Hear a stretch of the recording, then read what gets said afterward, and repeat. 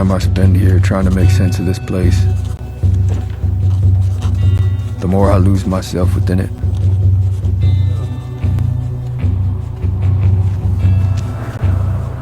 I feel myself slipping further and further away from anything I can understand.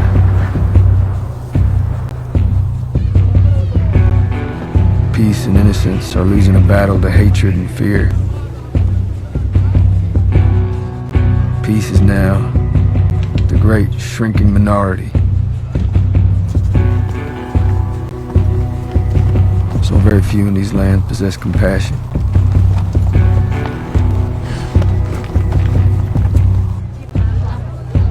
And basic tenderness has hardened. And is now, and I fear forever, greatly diminished.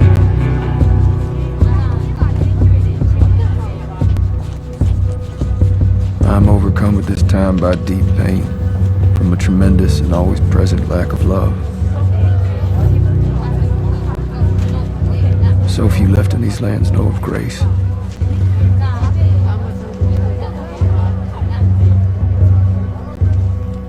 There's only brutality here. I wanted to start it off like just showing you something just because I was researching your life today. And I'm like, I got to show him this because I love this actor and I think he'd appreciate this. Just, like just doing research for your life, looking at and this pops up and I love this guy and I'm like, this is just so cool. I'm building this up and you're going to be like, oh yeah, that was me. But I just think this is so great. Garrett is so awesome. He is such a good guy. Yeah, Garrett's a blast, man. He takes funny. He's always taking funny little photos when you're not looking either. Yeah, he always gets you. And he seems like the guy that is just so great to work with. Like so nice and so kind. Like, and you watch him and everything. And he's terrific. Like he can do it all. So it was nice to see that you guys have a good rapport, Lucas. Yeah, he's a great dude. I always he's one of those people that you always you love. You have to be careful not to get into the habit of watching them work. Yeah, you know what I mean, of like staying in the scene because it's just so fun to see what he's going to come up with. He's very inventive. I think he's always challenging himself to surprise everybody, and that's one of like the. Hold on, I'm gonna try and turn off my notifications here so I'm not constantly seeing things on my screen. But he's just a great guy, and he's truly a creative force, and he cares so much about the quality of the work, and I think you see it, pretty consistently in everything he does. You see that same, you see the dedication to doing something really interesting and usually really subtle and fluid. Yeah, the way he, it's just like just the little things he does. It's like they can't teach that in acting school. Like you have that or you don't. Like I mean, I have lots of thoughts about like what is possible to teach actors and teach in acting. Period. It's hard to believe that. I don't know. I think there's like. I think it's kind of similar to sports. You have a ceiling. Everybody's born with kind of a natural ceiling, and I think it's hard to tell where it is. It might be higher than you think. You know what I mean? But at the end of the day, like the body only jumps so high. You can gain a few inches, you can get a little bit better, you can develop a better understanding of the game maybe. But like you only have so much muscular ability. And I think acting is kind of similar to that, where it's like everybody has a different approach. Like, such a schizophrenic thing when you're working on a set because every single actor has their own insane approach, and we all just sort of figure out how to make them blend, hopefully. how about in this regard, Lucas? So you compared it to sports, which I like. I get that. Like, do you think so? Like, say, is an actor good at one thing in particular more than something else? Like, so like at NBA, there's guys that know how to rebound more than anything else. Or in baseball, there's a guy who could steal bases better than he can do any other thing. Do you feel like that's in acting too, that somebody can do one thing in particular, whether it's a genre, whether it's something with a character? I think so. But I think it manifests in different ways and at different levels. There are some people who are versatility is the thing they do best. You know what I mean? It's their ability to be mutable, right? And every time you see them, they're like somehow their human essence permeates the work, but they themselves are completely transfigured. And it's like the coolest thing to see, right? And we kind of like love. There are certain actors we love for how much they change, right? Like we like get excited to be like, man, I can't wait to see how much he's going to transform for this one, right? And then there's other actors, I think, and what we love about them is how much the same they are. Right. Like, Tom Cruise has done a couple roles where he's really changed, but I would say like the grand majority of his career, and like so many movie stars, Cary Grant's the same thing, right? This is a classic thing where like Julie Roberts, right? Where we're not looking for a transformation, we're looking to see them in new circumstances, That's a right? great observation. Yeah. Yeah. Yeah, It's a and then great there's some people like comic actors who like, man, you just put them in a scene and you know they're going to add some kind of spice to it, some kind of juice to it because just like the way they react, they understand the absurdity within each moment and they can like and the absurdity that exists in them as Yeah. people, like how we perceive them, the Right. absurdity that we as the audience perceive, like they're aware of it and they've cultivated it and they can deliver it like effortlessly. And so Yeah. it's like, it's yeah, there's like role players and then there's people who literally five tool athletes, you know what I mean, like they can just do everything. And it's Yeah. just kind of like it's just how many opportunities are they going to get in their life to continue to be different and Yeah. amaze us? I've never thought of that. And you know who's kind of like that too is like Ryan Reynolds, right? He's kind of Ryan Reynolds in every movie, but Yeah, yeah. the circumstances change. Or The Rock, he's kind of the same guy in every movie, but you're putting him in different situations, Yeah, and that's Arnold, man. Like Schwarzenegger was the Arnold. best, right? Like it Yeah. was just like, come on, give Arnold a different reason to be Arnold, and let's just like enjoy it, you know. Keanu is like Stallone. kind of the same thing. Stallone, yeah, a lot of the action stars, like it's them. We love them, and we just want to see them be them again. Bruce Willis and like me and my That's a girlfriend good were one. rewatching the Die Hards, because it was Christmas, and Yeah. they are Christmas movies, and Yeah. like you know like Yeah. he is like there's an essence that he brings to his work, or that in the 90s too, like as he got older that changed, right? Clint Yeah. Eastwood is the same thing, right? You know what you're getting out of Clint Eastwood, and you either love it or you're just not gonna, it's not your cup of tea. But it's a different thing. Whereas like Phil Hoffman, Gary Oldman, some of these other actors, where it's like, no, what I'm going to see is somebody disappear, and Yeah. like come Yeah. back with something totally unrecognizable. And that's fucking cool. You know who would have thrown a wrench into this conversation 30 years ago?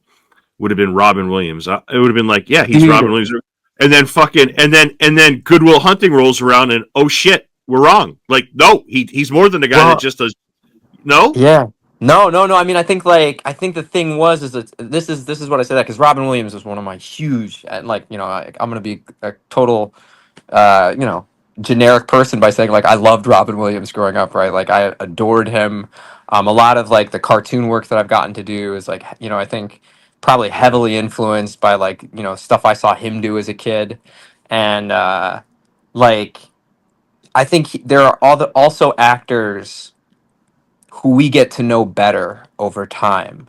And as we get to know them, they get to be more fully themselves in parts, right? I think Bill Mm. Murray kind of had a similar arc, right, where we suddenly got to see him be sad and like human and broken, like starting with kind of Rushmore, Oh, right? And Rushmore's then he so has this good. string of Yeah. like Lost in Translation, where suddenly it's like he's evolved from being the fun guy at the party who's always a wise ass, like Stripes, Ghostbusters, whatever, and Robin Williams, you Mork, you got Hook, you got Mrs. Doubtfire, Aladdin, you have all these crazy sort of roles, and then Goodwill Hunting rolls along, and there's another one before that too, like Swimming with Dolphins or something, like I think is what Uh, it's called.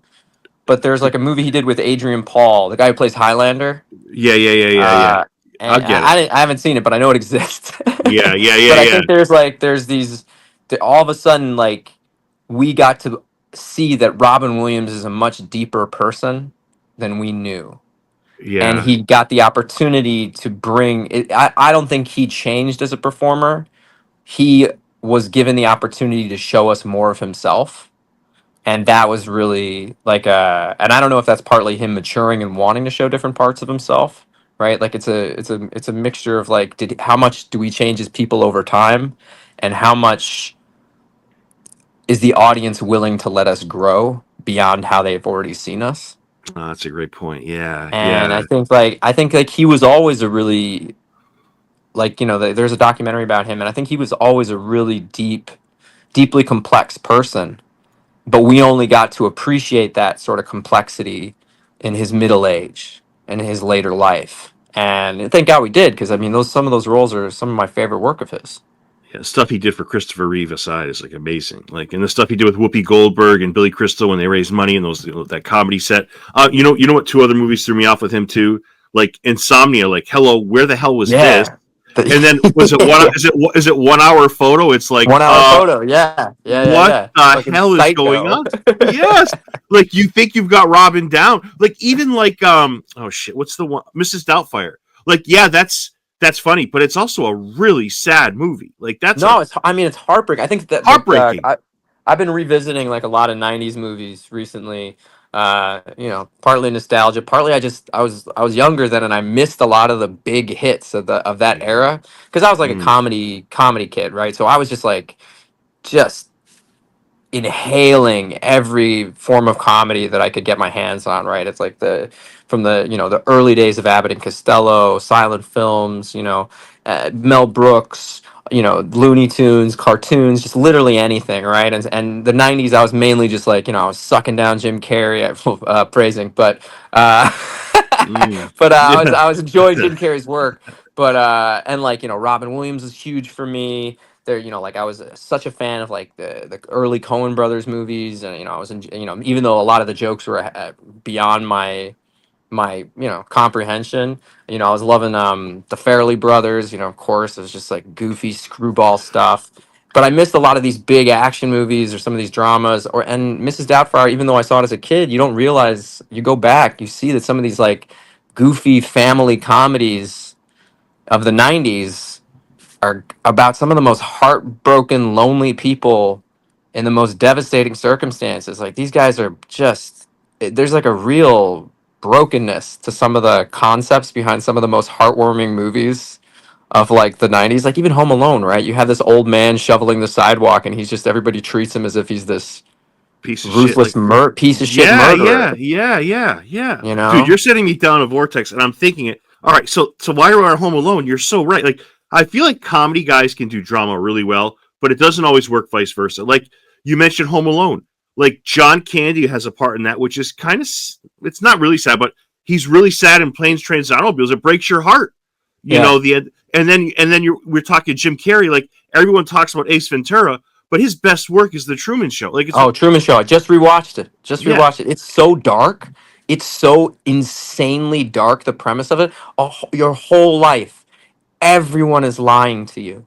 yeah, You are the only one you're the sucker, the yeah, literal sucker, and you're just being exploited for your human foibles. Like everybody is laughing at you. Everyone it has there's a whole secret truth that exists behind your back, and like here you are living your life like a goob, and yeah, like and just and being like people are profiting off your pain and your lostness, and like controlling you. You're just a slave to other people's need for entertainment. Like it's one of the yeah, darkest movies, and he's beautiful in it. He's yeah. so good in it. Never nominated for an Academy Award ever. Isn't that I insane? mean, That's yeah, it insane. really feels strange. I mean, like like you would think that Eternal Sunshine, like Yes, if that had come out now, I don't think there's any way he doesn't get nominated. right. You know Yeah, what I mean? yeah, And that's partly how the state of the Oscars has changed, and how much fewer films get made on the whole and yeah, distributed. But yeah, it like if the Truman Show happens now, I think it wins 5 Academy Awards. yeah. Easy, easy. Like the You know what I fact, mean? but like everybody in that movie was nominated, but him. But I'm like, he's the reason why the movie works. Like, Yeah. what are we doing here? Like, it's insane. Well, I think also that was early, right? That was for whatever reason, like there's weird cultural like mental blocks that happen, and I think the '90s struggled with the idea that Yeah, comedians could be, like, actors of depth and substance, yeah, and bring a full humanity. And I think, like, yeah, everybody's like, Ace Ventura can't be nominated for an Oscar. What are we kidding? Did you see The yeah, Mask? No, he can't be yeah. nominated for an Oscar. Mhm. But like, you could have nominated him for an Oscar maybe on his physical comedic abilities alone. Yeah. Like what he brought to performances is not a. It's an uncommon gift to be that physically gifted. Like most Yeah. performers you see are pretty, especially these days. We're not all going to the dance studios like they used to have back in the 30s, 40s, and 50s. Like we're not getting trained like we used to be. Yeah, yeah, yeah. No, that's great. In the '90s, '94 might have been the greatest year for a movie ever. Shawshank, Pulp Fiction. Man, I'm gonna tell you that year. Like you can keep going. Forrest Gump, Quiz Show. I mean, like I think I was Ace Ventura too. Quiz Show is one of my favorite overlooked movies of the 90s. It's so John overlooked. Turturro and Ray Fiennes are so good at it, and I hate that I'm forgetting his name right now. But the guy from the guy who's like investigating. You remember his Oh name? yes. He was in that Northern Exposure show. Oh, He's fantastic. yes, yes, yes. That now you got me on another. John Turturro. Have you ever seen the show The Night of on HBO? Oh yeah. So Turturro, he has was it eczema, and he's just so freaking good. I don't know. It just Turturro is. I mean, I think he's like he's beloved now, so I think it's acceptable to just kind of be like that guy's always good. He's yeah, great in Severance now. I really love the work he's doing. I mean, obviously the Big Lebowski, he steals every scene he's in. He's yeah, just one of those dudes. Quiz Show, he's incredible. He's yeah, willing to be like that's the thing about that. That is the character you're meant to root for, and he lets you like the way he chooses to perform him is he is as annoying as the world sees him. Like he lets you see all these unlikable qualities about him, his egomania, his condescension, his petty vengeances. But you also see that in spite of all these things that might make this guy a total pest, he is right. Right? right, Like right, if you care about the truth, and that's what that show is about, is just because this guy's more likable, just because he's blonde and charismatic and rich, yeah, doesn't mean yeah, that he's good, and it doesn't mean that he knows that he's better. And I think they did I mean, that's why I think it's one of the it's worth a revisit. I think it's a rewatchable, to borrow another podcast. But Quiz Show is, I think everybody should go rewatch it. It's so many great performances, such a great story, such a great message, and just yeah, really well done. yeah. It's funny that you mentioned rewatchables because every once in a while I'll do like it's not rewatchables. It's called the Movie Loft, and I did that movie Mr. Holland's Opus. Right, I Oh did it. sure. Okay, so listen to this, Lucas. 3 weeks later, Simmons does Mr. Holland's Opus. I'm like, He dude, heard what are you. the He heard chances? you I for mean, he had sure. to hear For me. He sure. had to hear me, but For sure. I just tell myself that to make myself feel better. But no, he No, definitely you're did. on his radar. That's great. Yeah, You know what I yeah, mean? Like, you know what I mean? Like, it's all good to be part of the cultural blend. It dude, is what it is. your knowledge of cinema is unbelievable. Like, It's I don't know, okay. it's no, but like, what is like so I really want to talk about how you got into acting because I feel like that's interesting. Okay, Shoot. really interesting. But like what you mentioned some of the influences like in the '90s. Is there an actor or a movie that you're like, oh my god, you got to be kidding me? This is it. Like if I wanted to be an actor, I'd be like Shawshank has done it for me. The Natural. Shawshank's incredible. I mean, I think I think the thing is that the reason I love movies, and I think the reason that so many people love movies, and the reason that my love of actors has persisted despite getting to know them. And like, it's that there's such a profundity of talent. There's such Yeah, a profound, like, I'm like, I've got like, I don't know, like everybody else, I got like 500,000,000 apps now on my Apple TV, right? And I'm like, yeah, clicking through stuff, but I got every kind of thing, Disney, I got Max, I got, Netflix, Prime, all the things, Paramount, Peacock, and then, I'll get on Criterion when I'm feeling pretentious and curious. And like, like there's just so many, like I find movies all the time that I'm like, man, I never effing heard of this movie. And it's yeah. astonishing. It's astonishing. I think like I saw this movie Close, a Belgian French movie like a couple years ago, and the performances of these kids in this movie are like Yeah, startling because yeah. they're actually there's a lot of times I like to watch documentaries, especially older documentaries. I saw this incredible one at Film Forum just Friday last week called Dying by Michael Romer. Okay. And it's from 1970s, and it follows like three terminally ill people. And there's no talking heads, there's no interviews, there's no direct to camera. he's just like quietly watching these people who are very not self-conscious in front of the camera, because, or they're self-conscious in a way that we're not self-conscious now. Like they might be more tightly held, whereas like everybody now sees a camera and just starts acting like a baboon. And it's just like we're so performative as a species now, because of how comfortable we've gotten with the language of performance in our own lives and our own relationship to the personal cameras we have following us around. But Right. I love watching these documentaries, especially these older ones, because you see so clearly and vividly the lack of affectation that people have, and you rarely, Yeah. like, so many. I think like my biggest problem with like most the performances I prefer to the performances I don't prefer is how studied certain performances feel. Right. And I just watched so there's this documentary, Dying, and like everybody is so freely themselves, not trying to make themselves appear a certain way for the camera, and it's so understated, and it's so no one's delivering a line for an action movie. Nobody's making, like, as much as I love Arnold, like it's a style, Yeah. right? It's a Yeah. style. And I think like what interests me as a performer, outside of like, doing comedy and trying to make people laugh, is like how much closer can I hew to something that feels natural and human and feels like a person, right? Right. And feels, Right. and there's an unaffected, I'm always striving to try and find something that feels more unaffected, more not studied, not stiff, but just a person sitting in themselves, going through a moment, and Right. not nothing about it is for anyone else, right? Yeah. You're watching a person who thinks they are existing in a private place. And Yeah. like it's really difficult, because I think that's like usually it fall, like it's a difficult line, at least for me, to strike, because it often falls on the side of like very understated, Yeah. right? And not Yeah. trying to make a moment or make the camera find you, not trying to get the camera to linger on you, but trying to just let it flow quickly and breezily and easily out of you, and giving it back to someone else. Like just being like, no, it's not, like if I were a real person, I wouldn't be trying to make this moment about myself. Right. I would just Right. be reacting to it. And I think like some of the like this performances in this Belgian movie Close, these kids are so watchful. Yeah. Like you see them really watching each other in the moment, as in their relationship to each other. Right. And it's like, man, okay, if I could ever get close to that, that'd be cool.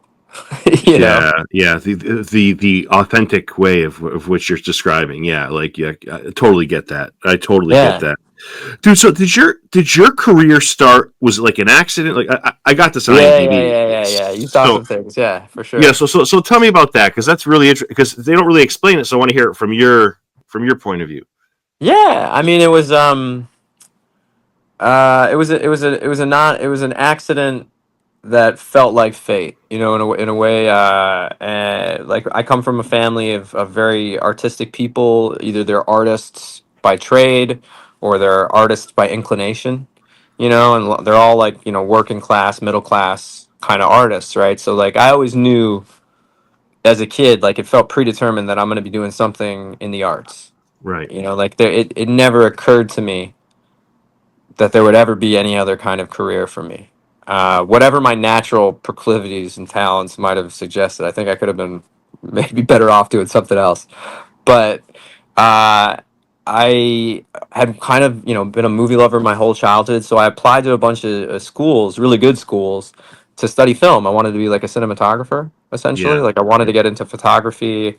I've always loved the moving image. I've always loved movies that looked beautiful. Like, you know what I mean? Like, like there's certain movies that I meet, like, Butch Cassidy and the Sundance Kid, like every frame of that movie is just like, it's a feast, you know? Yeah. Right. And Yeah. then Yeah.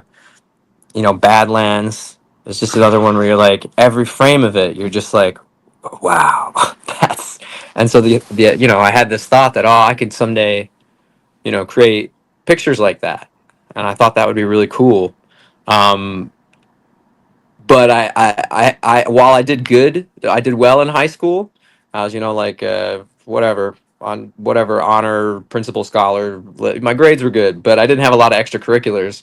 So all the really really good schools that I thought I was like a shoe in for were like, nah, no thanks. And so it came down to like this school I got into this school in Ohio that's like a pretty good school in the film department, but I was just like, man, small town Ohio. I don't know. I don't know. I was like a city kid from Chicago.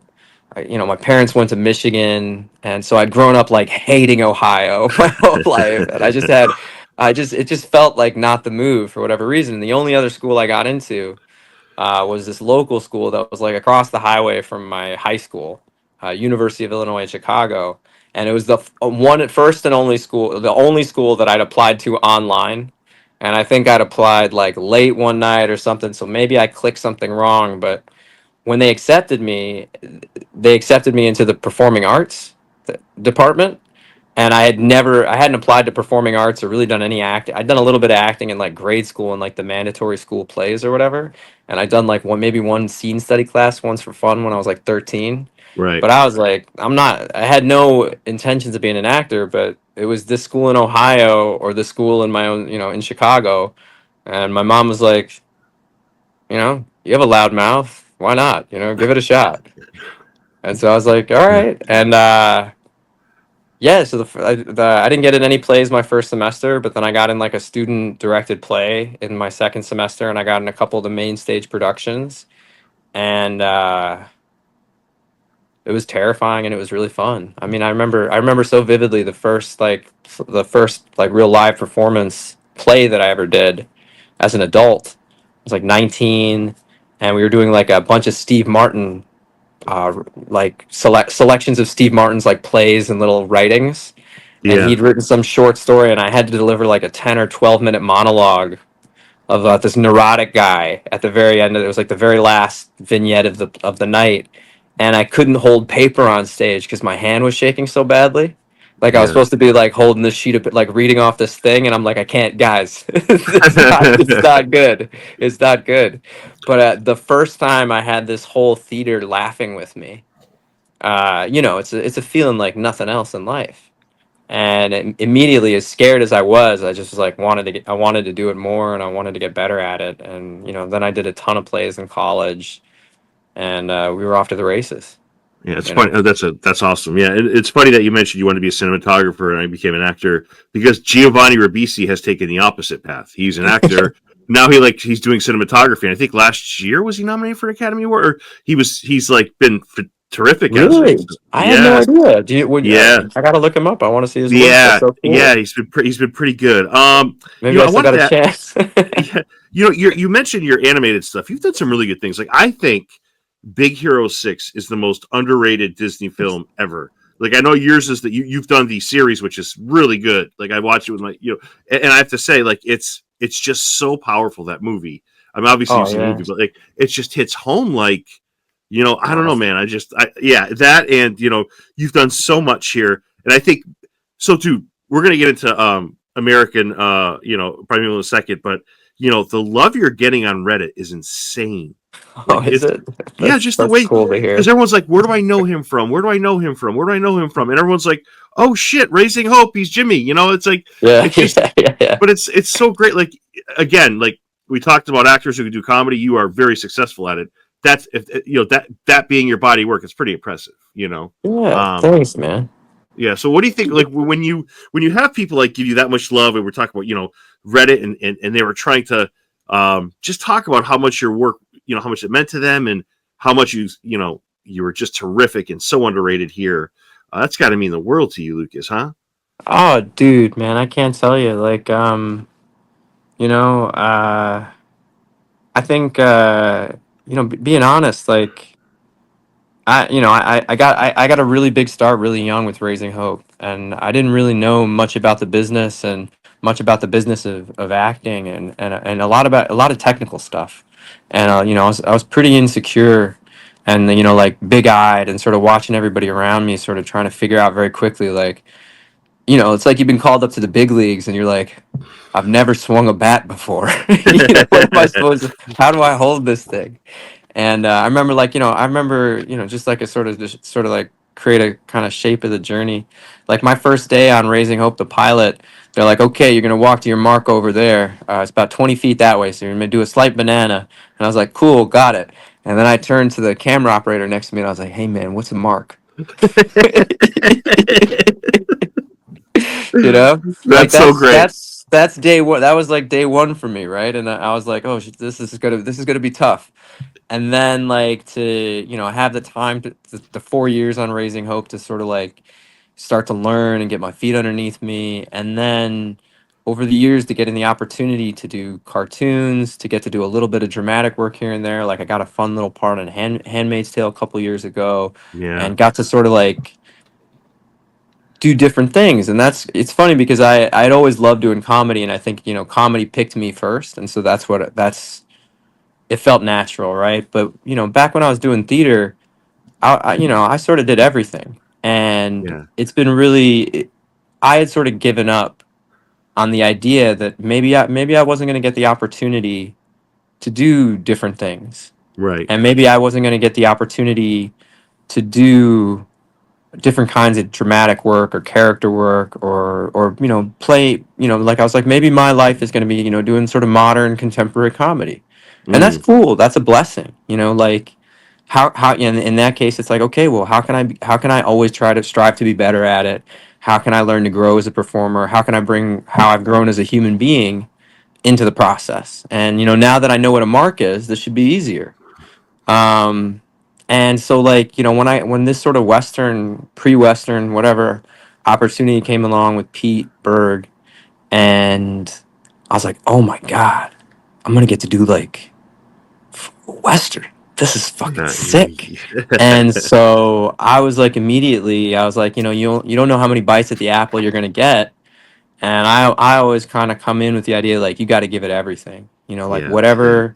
whatever you have, whatever, just, and like, don't ask for permission, just go for it, and we'll see what happens. And so like I developed this pretty like different kind of character than myself, right? But a lot of myself in him.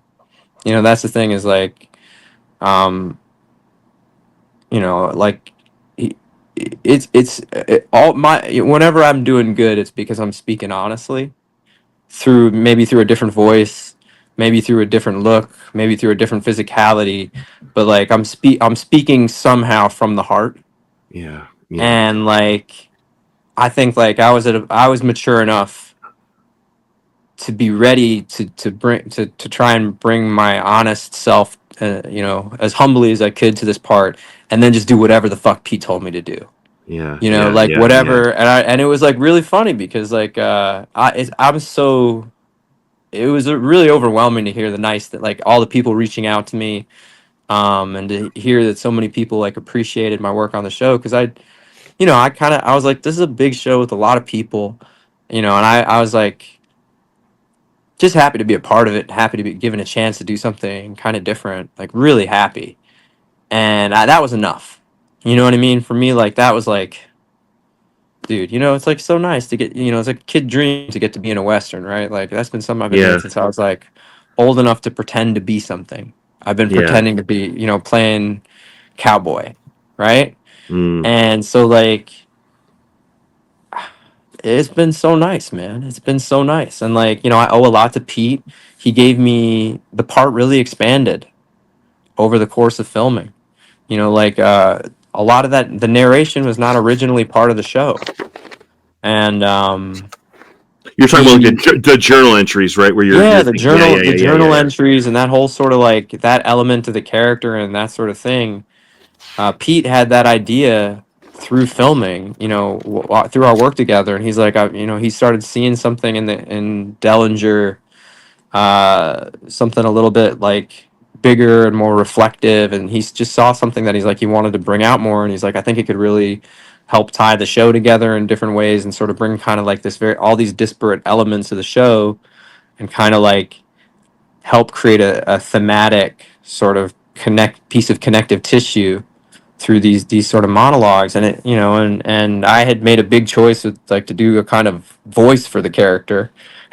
And so like I was going to ask you about that because, like, when you talk, I was stuck because I've watched you specifically, your performance, quite a few times. Yeah. It's almost like you don't open up your mouth a lot. Like, it's very it's but it's very no. I say that not to like I'm impressed by it. Like, it's so authentic. Like, it fits this guy. Like, it's like you could tell this guy's been through it, been through the ringer. Like, he's probably seen more than one should see in a lifetime.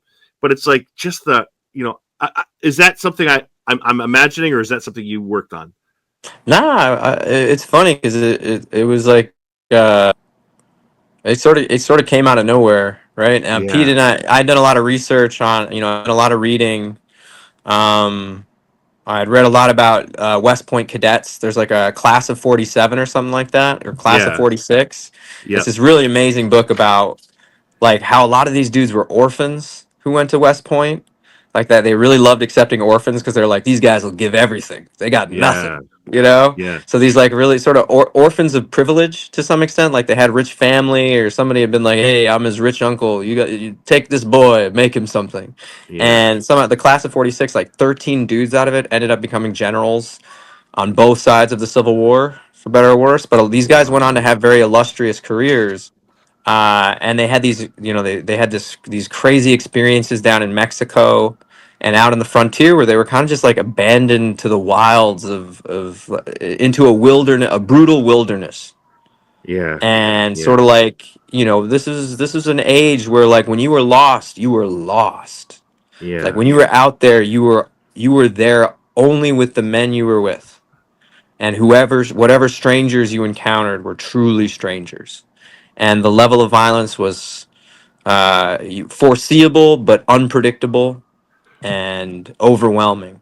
And Pete had talked a lot to me about how he just kept saying the word. He's like, weariness, weariness. Like this guy is just weird. Like he has the worst fucking job on the planet, but he's still trying to do it. You know what I mean? And that really speaks to me because that's something I think I've always respected the most, is people who know what the odds are and are like, I'm gonna do the right thing anyway because it's just the right thing. Just really quickly, like the voice thing was super funny because I just had this the props guy was this awesome dude, Tyler, and he's like, whatever you need, man, just tell me what you need, I got it. And I was like, cool. Well, what about a pipe? I feel like this guy smokes a pipe. And anyway, so I had this pipe that I was like I had brought to the first day of set, and we started rehearsals, and I just had the pipe in my mouth. And like as I was just holding it there, just all of a sudden like this like voice just kind of happened, right? Like I didn't like, and then all of a sudden I was just like, I couldn't like dislodge it, and I was just like, man, I think there's something happening here, so I'm just gonna like cultivate this. And like Pete then was like, I don't like the pipe, get rid of the pipe, and I was like, cool, but I was just like, I think the voice stayed. And so I just kind of like, I was just like, I would stay in it all the time because I was just like, I wanted this to feel like you just met a person, and that this guy came out of the dust of this time. And so I was like, I'm just, like this is all sort of there's a certain kind of spontaneous quality to creation and a spontaneous quality to performance. And I just like, it happened suddenly and I just accepted it. And I was like, cool, I think this is the guy. So we're just going to work with this. Because it works just perfectly. Like is there any character you mentioned earlier, Handmaid's Tale? Is there any difference? I mean, could they be any more different? Dellinger and Ryan Wheeler, could they be any different? Any more different? Like, it's insane. Netflix on their website describes Captain Dellinger as a delusional captain responsible for keeping the peace. I'm not sure I'd use the word delusional. They say delusional or disillusioned. I thought Oh, wait, no, Delusion. Is that right? Delusion? I don't know. I haven't checked, but I don't think Delusion. I'm telling you, bro. I think they said Delusion. If they said, that's hilarious. I don't know. Delusional. I mean, maybe delusional. Delusion. Delusion's a word, right? Yeah, for sure. No, for sure. If they say that he's delusional, I disagree. If they say disillusioned, I might agree a little bit more. But what about delusion? Is that right, Lucas? Delusion? That implies delusional, right? Yeah, I don't think so. I don't think so either. To me, he's like very clear-sighted. He's like of all the characters, I think he's the most open about seeing the bigger picture and how he, I think, with great bitterness, has accepted that there is no undoing and there is no stopping the historical forces at play, Yeah. and that the best you are doing, he's doing his best to manage a bad situation, which is like, how many people can he just maybe persuade a few people to stop killing each other, and can he just get the temperature to maybe go down a few degrees. And that's like basically, and I think, sadly, I think that's a real relatable position, Yeah. Yeah. where you're like, when you look at the more we understand about the chaotic nature of the world, and sometimes how indifferent it can feel to our, like, to the suffering that exists everywhere. Yeah. uh Doing the best you can to just make it a little bit better and maybe stave off a little bit of the darkness seems like, just like maybe the best we can do sometimes. Yeah. And so to me, he seems very clear-sighted. No, you know what? I have to take that back. It was disillusioned. Okay. I Okay. feel Well, like a horse is. Yeah. disillusioned, I agree with. But as long as I think we both can feel strongly and are agreed that he's not delusional. So that feels No, good. I'm at glad all. Netflix agrees with us. Yes, yes. And I'll tell you this, Lucas. And this is what blew me away about him. Like, he's one of. And by the way, dude, your transformation is unbelievable. Like, you look at some of the other parts you've had. I know some of them were a bit ago, but Yeah. my God, Sure. dude, you look like a complete. And everyone's like, "Oh shit, that's what actors do." But like I've never seen this much of a. There was no prosthetics. There's no, like. It's just you that has evolved over time. And when you popped on screen, I think that was part of the confusion. I read it was like, they were like, "Where have I seen this guy before?" Because you've changed so much in this role. Like, Uh, it's that part of it is like mind blowing, man. That's before we get into your dialogue and some of the great things I love about your character. That alone, it hit me hardest. Thanks, man. I really Yeah, appreciate that. I think, yeah, like, uh, I mean, it makes me, I can't tell you, man, it means a lot to me because all the yeah. actors that I really worshiped growing up were chameleons. Peter Sellers was my, Oh, Doctor Strangelove was my favorite movie for the longest time. It's to answer your question from the beginning of the podcast, Doctor Strangelove. yeah, I adore that movie. I adore how intelligent it is. I adore how funny it is. I adore how dark it is. I adore how much it, I think, realistically depicts the terrifying absurdity of human nature, of human behavior. mm, And but Peter Sellers, one, I was already a huge. I watched every Pink Panther as a kid, every single one. And so I mean, they're quotable. not, they're Yeah. not, they're not. I don't think they stand the test of time the way certain movies do. But No, it's not politically correct at all. Like, yeah, yeah, it's not yeah. like Well, 16 like, Candles. the Yeah, same thing with, like, The Party. You're like, whoo, yeah, this is yeah, in some ways still a very impressive performance, but I don't yeah. think I'm going to recommend it to anybody. But What's Doctor, he's just, yeah. I don't know. I think the Lucas? the opportunity to transform is cool, and I've always What's really the wanted to go for it. Oh, and you certainly hit it. What's the movie where Sellers plays Chauncey Gardner? It's a very unlike Being there. being there, dude. You Yeah, are like an almanac. But yeah, like, it's like that you talk about another performance by a guy who's a comedic background. That is out of this world. Being there, yeah. I always you thought, know. like the way he, like, goes from being the president, like that phone conversation where he's like, "Hello, Dimitri, hello, no, Oh I know, yeah, I haven't called in a while, Dimitri," and he's just riffing, right, and then it goes yeah, straight to the fucking madness of Doctor Strangelove, and then the British officer, and then, yeah, his ability to bring out, like, depth and strange deep sadness and being there, like, he was my god as an yeah, actor, like, my for the first, few decades of my life, and I just, was never really asked to try to go there. And so I think, like, when I've gotten opportunities, like doing cartoons, to try and, like, I love doing voices. I love, yeah, like, finding ways to really change a voice and find the character, the personality within a voice. And, like, Handmaid's Tale was like this opportunity to play somebody really uh sinister and, like, and really, like, soft spoken and intelligent. And so that was like a real pleasure. And I got to work with this great director who I was actually just texting with right before we started talking, Eva Vives. She's this wonderful Spanish director who directed in Handmaid's Tale. And she's just a great person and has become a really good friend. But, she gave me the opportunity to try to do something very different than, what I'd done on Raising Hope. And in a lot of comedies, which is kind of lovable goobers, Yeah. which is definitely a huge part of who I am as a person, but, just not the total story. And then, like I think American Primeval was just it was a chance to bring my fully grown self to a part, right? Like, as we get older, I'm sure it's the same as you, right? Like the the kind of maturity you hold within yourself changes a bit. And I think the way you look at youth and promise and the world changes a bit because you see more of the full arc of things. Yeah. Yeah. And Yeah. I think like it colors the beautiful things with a little bit of sadness, and but it also reaffirms the sadness with a little bit of beauty, and you get this sort of like you become a much more like mixed person. And I Yeah. think like Pete really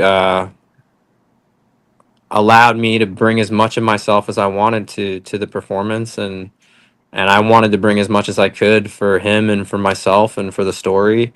And it was just a really cool experience. And like, I didn't know if it came out. I didn't know if it worked. I didn't see anything really till they didn't show me anything really until it dropped on Netflix. And man, I tell you, like, I'm not the kind of person who thinks I knock it out of the park. I was like, ooh, I don't know. Like we'll Yeah. see. Yeah. We'll see.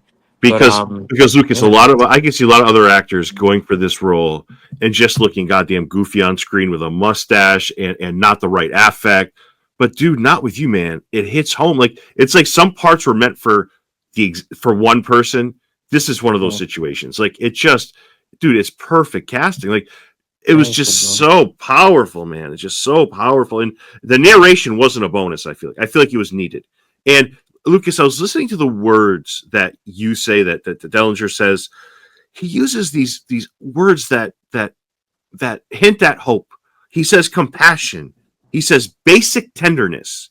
He Yeah. says lack of love. He says grace.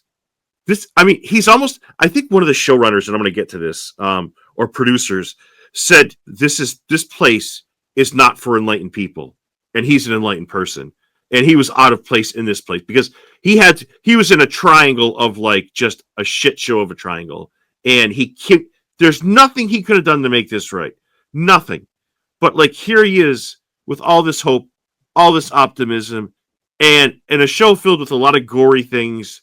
This is beautiful. This is beautiful. Thanks, man. I agree.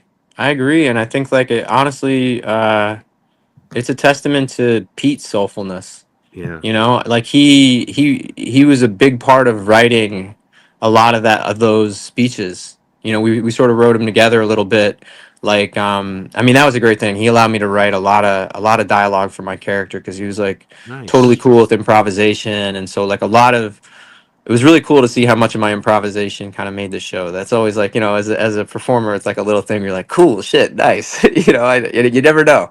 And you're like, oh, that was cool that flavor made it in there. But he is a real soulful dude. And I think Yeah. like people can kind of get lost in some of the intensity and brutality and kineticism of his work.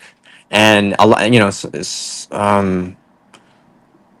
and so I think like your impression of maybe the man from afar might be this guy who's like, man, he is really tough. Like he is there's a presence of violence that is indisputable. But when you get to know the guy, man, he's like this real sweetheart of a dude, and he's so thoughtful, and there's such a sentimental part of him that really wants I think like the way that I understand sometimes like understand his thing is that he loves warriors but hates war. Yeah. I Yeah. think he Yeah. really loves the nobler elements that come out in conflict, and he likes creating things that are intense and entertaining and challenging. But I think he can't help but that part of him that wants things to be kinder and gentler and I've seen that side of him, and it's like I think the dark underbelly of Pete Berg is that he's actually a really sweet dude and really Yeah, cares a lot about people, and yeah. like that's all him speaking through Dellinger right there. And we talked, and he talked about how much he related personally to that character, Hmm. and I think it shows in the way his treatment of the way his camera saw me, the way the universe and Dellinger interact. You can feel that side of Pete really strongly. At least I knowing him personally, and it's yeah. I like as a person, it's cool to get to see those sides of other people in your Yeah. workplace. You know what I mean? And it's cool to get to see someone put forth a grand hope, even if it's in a losing effort. And as a person, it was just a really touching thing to be a part of, and I really didn't want to let him down. Yeah, and you didn't, and I mean, your performance is when I walk away with saying, "Oh my god!" Like yours and Derek. There's like three performances that just hit Derek's me. special, man. Derek's a special Yeah, dude, huh? The way it, you can just feel his like personness just like boom through the screen. Like he's a good dude. He's yeah, like a really special guy. I'm really yeah. glad I got to know him through the project. So I have a question about him, but I got to ask you this first. His last words, Dillinger's last words, after all he's gone through, like he is like just he knows he's going down, but he's still taking everybody out as he's being shot. And his last words are, "I hope the great spirit of love will save us all." Like this son of a bitch is making me cry now. Fucker. So and then but like this is how awful this place is, Lucas. Tell me if I'm just reaching on this. The one thing this dude loves to do is journal. He loves to write his thoughts. He likes to articulate. Journal is a lot of things for a lot of people. It's really super healthy. But that's how it's almost like that's his, I don't want to say therapy, but that's kind of his thing. Like he wants to write that down. Um, how insane is it that his index finger is the thing that shot off? Like how how terrible is that? The one thing that this guy has that hasn't betrayed him, he's got officers betraying him, he's got Mormons betraying him, he's got others betraying him. The one thing he has is writing, and even that in the end, he loses his goddamn finger, Yeah, and he that's the can't write first thing. anymore. Lucas, Yeah. what is going on? I was like, this poor man can't catch a break. Yeah, nah, it's a rough ending. It's a rough Yes, ending. I think like it's cool to get a noble death. It's a real yes, special thing. You know what I mean? Like it's a you can feel that it lives in the people who experience the project differently. It's a cool thing as a performer to get to feel. Because you get that sort of this halo of understanding right through that moment. You get sort of like you get to almost step into a different existence for a moment, and yeah, take something back with you to your own life from it. And I think that like story wise, like hurt is often the best teacher. yes, And sometimes seeing terrible things happen to the characters we root the most for is the most powerful way to give something to your audience that they'll take with them for a much longer journey. Because I right, think when in our heads often we try to rewrite those scenes, right? Like like when you watch the first Gladiator, or, you watch I don't know, right, Saving Private Ryan, and yes, you watch Life is Beautiful, right?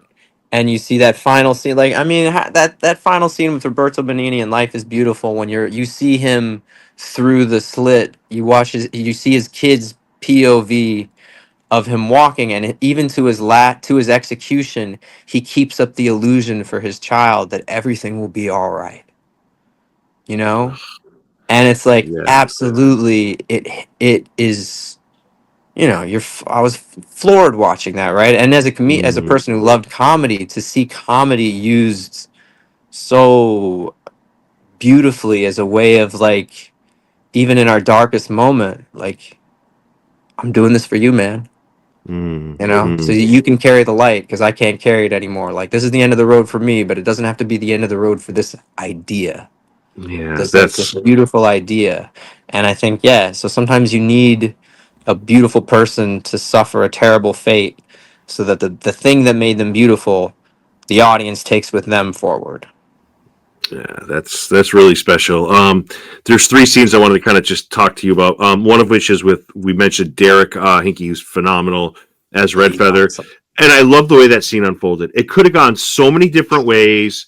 You know, if this movie was made 10, 20 years ago, I know how that scene would have gone down. He would have been arrested. He would have been something bad would have happened.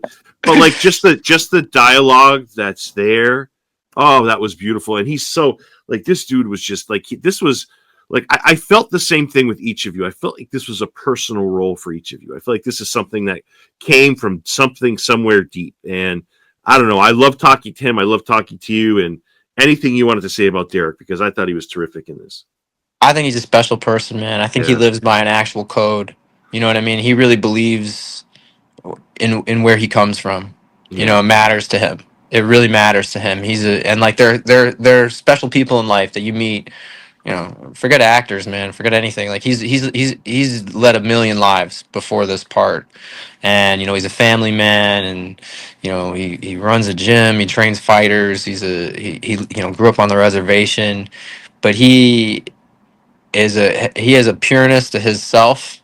Yeah. I think that if your antenna aren't totally fucked and discombobulated by the noise of our current social ecosystem, you when you meet people like that, you know immediately. You know what I mean? And like the power of his inner self shines through every frame. And I think it's a testament both to him as a performer, but also to who he is as an actual person. And like he's just I think everybody feels the same about Derek. Like he's just a cool dude, and I'm you know I'm glad I can call him friend. You know, Yeah, like that's awesome. and he's the kind of person that I think like the cinema, like he's the kind of person like just put him on a camera. You know, put him on camera. He everything that exists within him is gonna make your film better. Yeah, even his movie stills, I'm like, is this a historical character? Like, they're so Yeah, I powerful. know, You know, right? it's like, is this history? Like, he's that good. And like, the one thing that struck me with talking with him, Lucas, is that he's so proud to be Native American. He has such pride. Oh yeah. Like it's oozing through him. Like, I mean, obviously, like he's nobody's gonna say they're not proud, but just the way he approaches himself, the words he says, the stuff he talks about with ancestry, it's like it's He so cares. powerful. Yes, it blows you away when you hear this guy talk about how proud he is and how it's so authentic and it's so real and Yeah, adds it's like something. It's a kind of person you don't meet often anymore. You know what I yeah mean? I think about that a lot. Like it used to matter, like your character in a different way, like the code that you carried yourself with. yeah This is something that you know, like I've been thinking about more as I've gotten older. But he is one of those like old fashioned people. Like he's like fashioned out of older stuff like than old the soul rest of. Yeah. old soul Like yeah yeah, exactly. And like yeah I got some cool Polaroids from set. Like I had a cool little Polaroid camera that I was taking to set and taking shots with because it was an amazing set and just like an amazing the scenery, the costumes, and I have some shots of him that are just spooky. They look like they could have been taken 200 years ago. right You know what I yeah mean? yeah very clever of you to do that. But going from the best, one of the best characters to absolutely one of the worst, James Woolsey. And I had Joe on the podcast a while ago, no, a year ago, I should say. Boy, is this character diabolical or what? My God! Yeah, he sucks. And boy, does he sell the character sucks. Joe's a Yeah, great actor, but Joe's terrific. this character Joe sucks. Like he Joe's does suck. This character. Joe's a really fun actor, man. He brings he created such a twitchy, fanatical, soulful maniac. Like you know what I mean? Like with a real sense of humor, real classic like laughing villain. You know what I He mean? might be the king of gaslighting. This character is the king gaslighter of any character in the history of cinema. I've never seen anything like it. Like he looks at people and says, "Oh no, it might." Oh my God, the stuff he does, Jesus, right? Nah, he's a. It was great. I mean, you know, it was a great sort of like foil, right? We were great foils for each other because I'm like such a straight and true kind of like no bullshit sort of energy. Just Yeah. like it is what it is.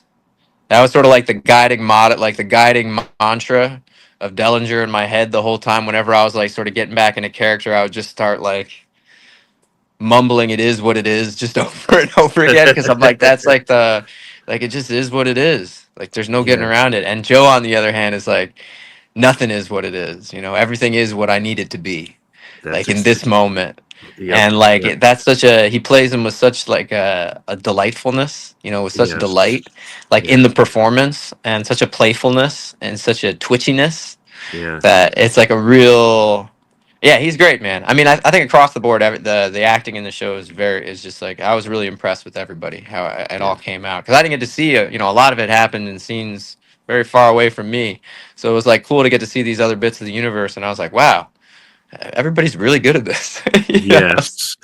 Lucas, I have a few more questions. I hope that's okay. Yeah, sure, man. Okay, perfect. So I wanted to say, you have one of the best lines in the whole show. When you're having this conversation with Winterbird, and she's like, basically, God wants us here, and he says, Yeah, and you say, your character, men who want violence do not care what your God has given you. And boy, is that a powerful line, because it ends up costing a lot of people their lives, but it's just a really powerful line. Like, I'm looking out for you, and I know you're religious, and I know you love your God, but you have to know what's coming is really, really bad for you. It's really horrible. yeah. Like it's just one of those things where you're like, I hear you, Yes, but yes, that's not gonna matter. Like that's not gonna change the math, you know. And I think that's like a kind of recurring theme of just him meeting people, you know, Winterbird, Abish, these various characters who, and you know, even Lieutenant Pepper to some degree, who keep putting forth these kind of hopeful yeah, hypotheses yeah, about how things could be or how they ought to be or why we could just walk away. And Dellinger just keep, you know, just reminding them that like, hey, there isn't, you know, until everybody else walks away, none of us can walk away. And like, what's coming is coming. Like, yes, and the rest of America is coming. So yes, this is all just uh, please understand there is no praying this away, yes. you know? And he has a big moment where he tells Abish that Jacob is still alive. That's huge. Talk about a performance, by the way. Jacob, is it? Shit, Yeah, it's my Dane. dude. Dude, I'm telling you, I said this to Derek. I swear to God, every time the camera goes to him, he's bleeding even more. Like, Yeah, yeah, right. dude, I know. Lucas, he bled for 6 episodes, 6 hours. Like, I'm like, holy shit, there's more blood. Yeah, Like, right. Talk about a more blood. headache. Yeah, but like he just the scene where he's in the river and just like, oh my God, Yeah. like it adds to your powerful theory. What did you learn or take away from Captain Dillinger? What did you on both of those things possibly learn or take away, or what you're most proud of? Anything that you feel comfortable answering with those three things.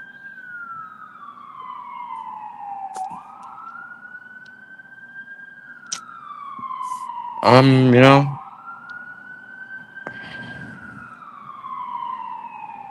I think my biggest takeaway was just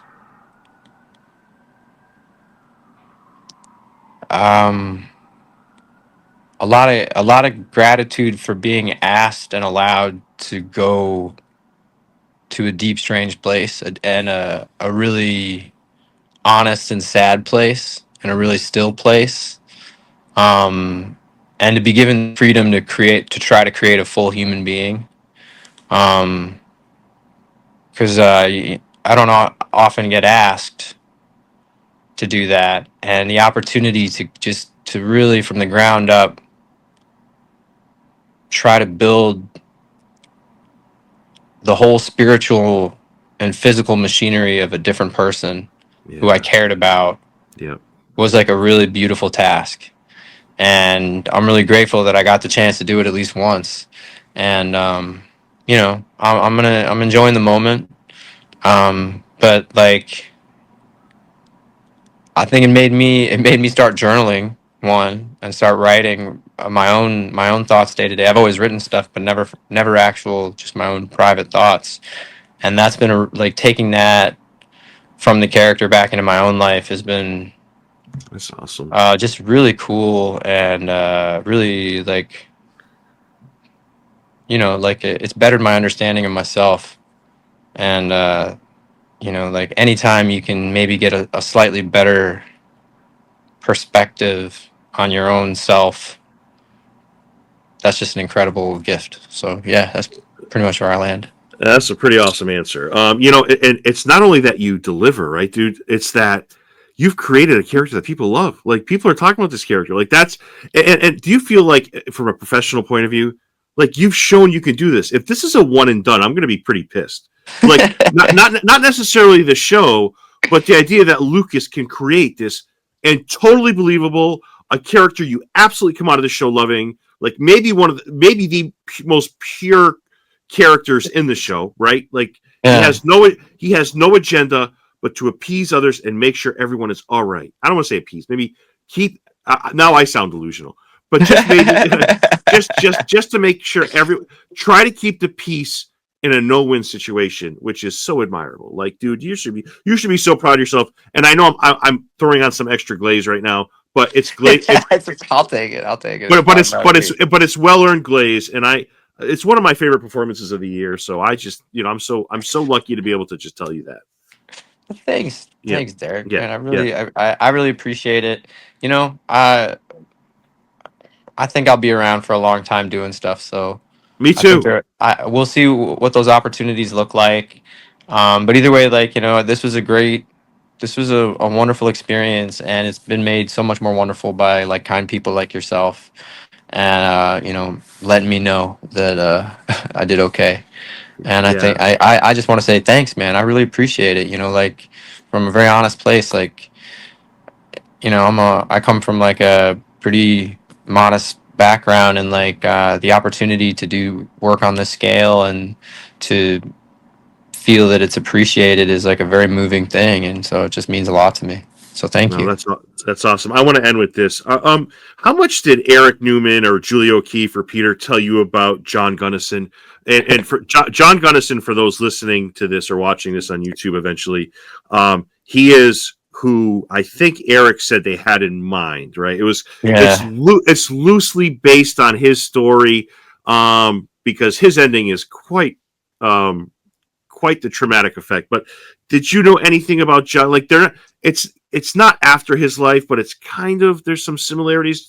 Lucas, whatever you wanted to say about John. I read the Mountain Meadow Massacre, the Yeah. massacre. There's like it has a black cover. It's by like three different academics, and so I read the whole history of the massacre and its sort of investigation and the fallout. And I mean, it's bone chilling stuff. Like, I remember it was a tough read.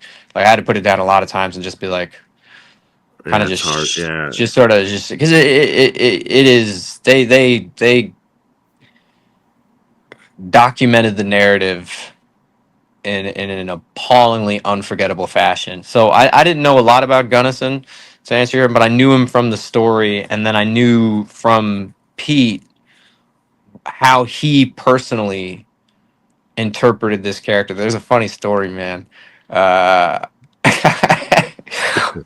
I had this one kind of based on how the audition. Funny enough, I had auditioned for this different part originally, the bounty hunter Cutter, and Pete just saw my face and was like, "He has Dellinger's face," Yeah. Yep. And so that was pretty much that. And so that's how I got moved over to Dellinger. And then like the way the character had been kind of understood through the audition process was like I got very different ideas from very different people. And day one, I came in with this version of him where he was kind of this like humorous guy. Like, he had a sense of humor. He was kind of like, there was like a bantering quality to him. And I remember we did the first rehearsal and Pete like came over to me and he just like got real close to my face and he just said, "Do the opposite of everything you just did." And I was like, cool, man, got it. you know, and That's then that was the from that from that direction, everything blossomed forth, you know. So, oh, dude, that but it's is a really, awesome. I always thought it was really funny because it's like I think probably your nightmare reaction from a director on the, you know, the first day where you're like, I've got this whole thing that I've been working on for months. The opposite, you say. Okay. You know? Thanks, hey Pete, thanks for that. I appreciate it. Thanks. You know, Yeah, yeah. yeah. But in some ways, it was like one of the most beautiful pieces of direction I've ever been given because the opposite Yeah, is very clear. It's yeah, very clear. yeah. And And, it was fun to sort of like let everything spontaneously just suddenly transform. and kudos to Pete for his honesty, and kudos to you for being man enough to listen to like and not get offended by like, oh shit, he doesn't. You know what I'm saying? It's just such a great. It's such a great. Some actors wouldn't have you know, they've been like, oh, how dare he? You know what I'm saying? Like that happens, right? You know, some people are Yeah. too. No. You know, but I want to give just people a quick introspection on the character that is kind of based on your life, right? This guy Yeah. is a bright guy. He's trying to find the transcontinental railroad route for it. You know, he's had adventures where he's hacking his way through, you know, Kissimmee, Florida, through swamps. He's mapped Wisconsin and Michigan. Supposedly, he was killed by Mormons that were disguised as Native Americans. People go back and forth on whether it was Native Americans or Mormon. I don't know, but that's the working theory. But his graphic death is unbelievable. Like he's dismantled, he's decapitated, his legs are amputated, his arm is axed at the elbow, his heart is ripped out with a knife through the heart. There's just a torso, and they find like a thigh bone. Like to kill somebody that God much, damn. that's a lot. And I read that out of a That's historical a document. That's painful not, way to murder a man. yeah, dude. That was out of a historical document that was cited, and Yeah. all. I went out of my way to really find out who this guy was. He's very much a Lewis and Clark type guy, like very different Okay. from your character. There's some similarities, but dude, to Well, kill some, a lot of the West Point dudes, you know, they were basically sent out into wild places that you know this new thing that was Americans had never been sent before, like, you know, these sort of escapades down in Mexico City where, you know, America is sending conquering and invading forces down into Mexico and like participating in all these crazy, like, outlandish exotic wars. And they were like, you know, they were in a lot of ways like explorers in the first of their um amongst the first of their persuasion to be in a lot of these settings and locales, and sort of they were out in the wilderness as far as they knew it, you know. But yeah. yeah. That's that's incredible. I'm going to end with this, dude. Were you on The Price Is Right? Yeah, shit, I forgot about that. Yeah, I was. So Yeah. tell me about that. Did you win? What happened? How far did you get? No, I wasn't. We were just I was doing a CBS show, and we were, you know, it's on CBS, so there was some CBS synergy, I think, and we were Oh, just that's brought on cool. to be like the guest, the weird guest prize host. So I think I like maybe I did Plinko or Plunko or one of the games. I like Blinko, presented a yeah, game and presented a prize. It was fun. It was a blast. I yeah, mean, it was like it's crazy whenever you're on a set like that. Do you know what I yeah, mean? yeah, Like yeah, yeah, yeah, like an old piece of Hollywood. You know what yeah. I mean? And you're just like, wow, this is like how many mornings when I was sick from school was I watching this weird wheel spin, and here I am. Yeah, yeah. It was cool. I mean, you know, obviously Drew's awesome. It would have been cool to meet Bob Barker, but Drew Carey has been a, you know, I've been a fan of his forever too. The Drew Carey show was a huge part of my childhood. What's that meme? The sick from school starter pack. It's like chicken soup. It's like Price is Right. It's like this. Um, so so is it? I'll ask you this last. Is do you think about Dellinger long after the project's over? He's such a powerful guy. Like, and I'm so happy others felt like I did. Do you think about characters, especially something like this, where you just were? I don't want to say something you've never done before like this. Like, Yeah. I know there's pride. I know that. But do you think about it? Like, just are there nights where you're like, not like shit, I did a great job, but like just thinking about the character's intricacies or his little things that you brought to it, like you were like, yeah, I'm proud of that, or like, yeah, that was effective how I did that. Absolutely, man. Yeah, Absolutely. You know, I think we all think back on our lives, right? Like, you know, it's part of the inescapable fact of getting older and still being here. like you think back on moments, and for I imagine for actors, a lot of us is a lot of our moments are weirdly when we're trying to be somebody else.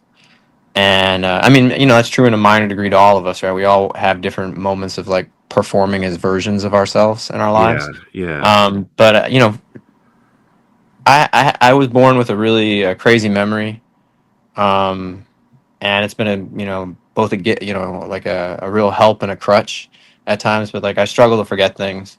But yeah, I also the other part of it was that I'd worked in New Mexico before, and I kind of had an understanding of what New Mexico as a place is like, yeah, and it's a weird place, and I'm kind of a open-minded individual, and I was like this could, if you want it to be a very spiritual experience, yeah, and so like a lot of my time offset was like running up and down mountains by myself, and just like spending a lot of time out in the wilderness alone, and just sort of letting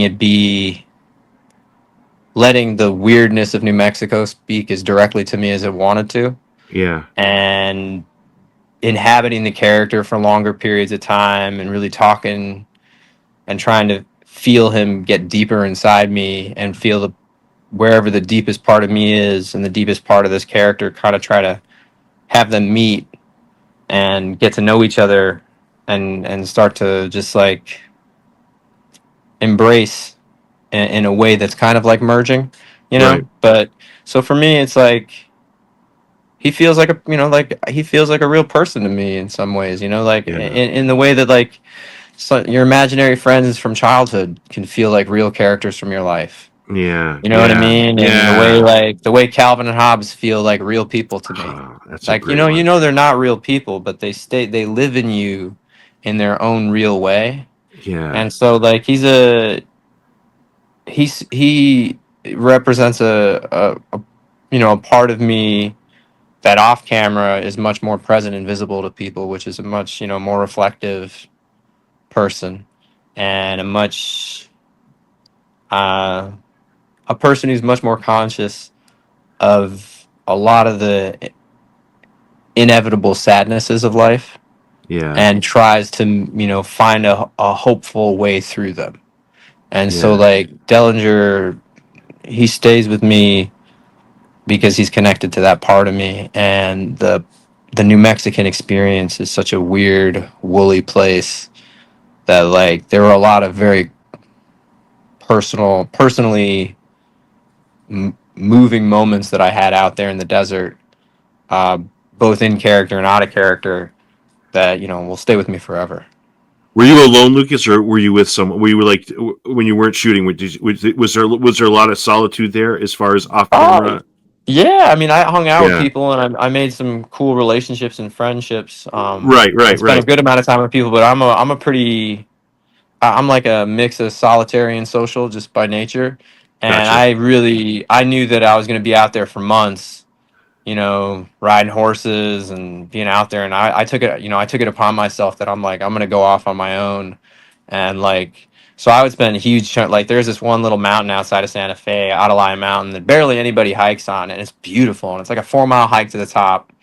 And, when I first, every time I see mountains, I want to go running up them. It's like running up a mountain is one of the only ways my legs don't hurt when I run, because for what when you run up, it hurts less. But Yes. even though it sucks, Yeah. but I remember like when I first started running out there, it was blizzarding, and there were like whiteouts, and the trail would just turn into ice, and there would be these tiny icy ledges, and the wind was roaring, and it felt like I was gonna blow off the side of the mountain, and I'd be up there in like a hoodie and shorts, just holding my car keys, and that was Yes. all I would have on me, right? And I would just run down strange paths, like really inadvisable stuff, but I would just run down strange paths because I'm always like, I know my limits, and I trust myself that I'll know when I need to turn around, like Yeah. whatever the Yeah. conditions are. And then then over the course of time, I would run up this mountain like every day or every other day, and like anytime I had spare time, I would be out there. And then I would run up to the Hemes Mountains and all these other mountains, but this one mountain in particular. And the seasons changed while I was running up this mountain, and like so it went from like me totally alone in this like white snowing frozen wilderness to these like howling windstorms to these like tsunami torrential rains to this like beating 105-degree 110-degree heat, and I was running up this same mountain. I got to know like every trail on this Yeah. mountain, and I would go up there and like I would take naps out on the top of the mountain, like out on the ledge, and I would just let my legs dangle off the side of it, and I would just kind of sleep up there for like a little bit, and then I come running back down, or I'd meditate up there, and I would just like take it in. And it's a, like saw all sorts of wild creatures. It was cool. I saw some like wildcats, some like all sorts of different birds, and there's like some crazy things up there. But it was just like one thing to be existing in silence in nature for like a prolonged period of time. It's like this really mesmerizing experience, and like the way those moments interacted with my like spiritual machinery or whatever, my personal embedded stuffs, like that's the kind of stuff that I'm gonna remember forever. And like those moments are really important to me, and I think infused a lot of like the aloneness that I feel in certain characters.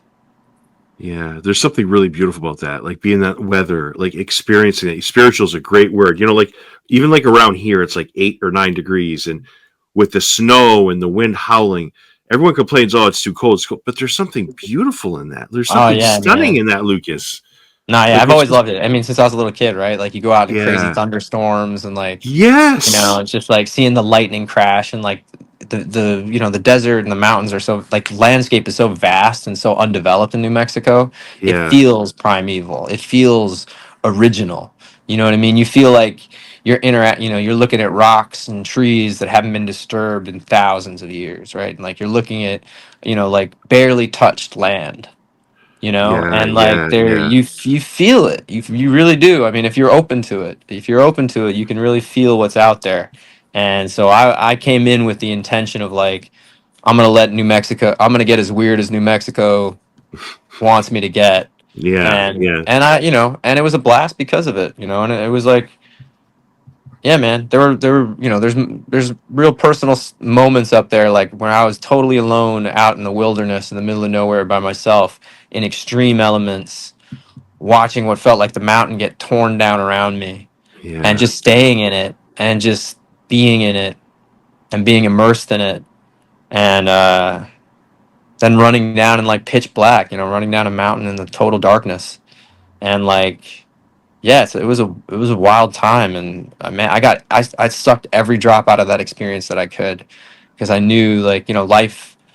I've chosen a crazy life. I've chosen to be an artist, and like it means your path has a lot of zigs and zags, and when sometimes you find yourself out in these wild places, like go to the wildness. That's the gift yeah. of this life you've chosen. So that's what I took out of it.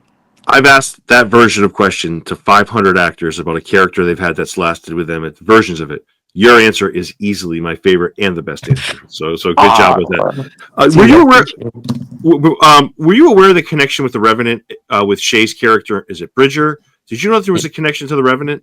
I didn't know. I knew there was a connection to the Reverend just through Mark, Yeah, and certain story elements that I thought, there were like certain sort of thematic things that I'm like, and I watched the Revenant again to sort of like, be like, let's like see, get the vibe of the universe, right? And I was like, so listened to Lonesome Dove on audiobook. There's just an amazing audiobook version of it. I got read True Grit. I was reading Blood Meridian again. I was like just immersing myself in like the literature and lore of the Old West, right? And just like really the characters, the styles, the way people spoke, different little bits of vocabulary that I just wanted in my brain, so that in case I improvised, I could have something there. But yeah, the yeah, Revenant thing was fucking. I did not know the Jim Bridger thing until after. I was yeah, ignorant of that. And I think it's pretty fucking cool. I hope they do more Jim Bridger stuff. I would like to now. Let's see him as a like a 30-year-old or something like that. Let's fill in all the gaps. Let's do every chapter of Jim Bridger. He's an unbelievable person. yeah. Like what a character. The teenage version of him was played by Will. What the hell's his name?